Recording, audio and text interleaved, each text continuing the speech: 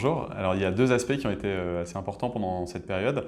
Le premier est un aspect très technique, c'est qu'on avait un moment assez exceptionnel pendant lequel les bâtiments étaient fermés et ne recevaient pas de public. Et donc nous avons pu détecter grâce à nos algorithmes des anomalies de consommation et donc pouvoir s'assurer que la régulation des bâtiments est bien conduite. Et donc pendant cette période dans laquelle le bâtiment était totalement inoccupé, on a détecté des choses très intéressantes, des équipements qui tournaient encore, des équipements qui tournaient la nuit.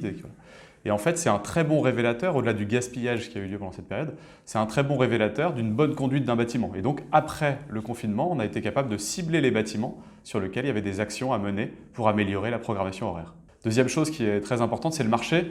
Ce n'est pas que le Covid, je pense qu'il y a un mix entre un gros mouvement des investisseurs, la régulation qui arrive, par exemple le décret tertiaire en France, mais aussi cette période de confinement qui fait qu'à la sortie du confinement, il y a énormément de gros acteurs qui ont fait un virage extrêmement rapide vers les enjeux ESG et notamment, autant avant c'était plutôt je fais de l'ESG et de l'immobilier et là l'ESG est pleinement intégré à la stratégie immobilière et donc c'est un accélérateur pour nous et le métier qu'on fait.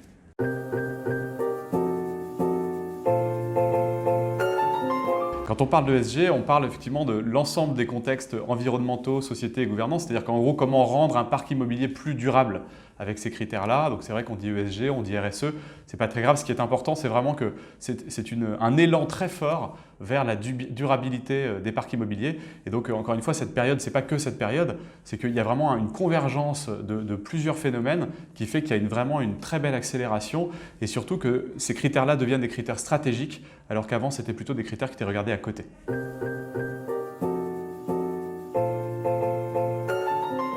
Exactement, on sort de cette crise, on n'en est pas encore sorti, mais il y a une accélération pour que les investissements qui soient faits derrière soient des investissements différents de ce qui était fait avant, et notamment sur les aspects environnementaux. Voilà. Et ça, on le sent de façon très très forte chez tous les gros acteurs.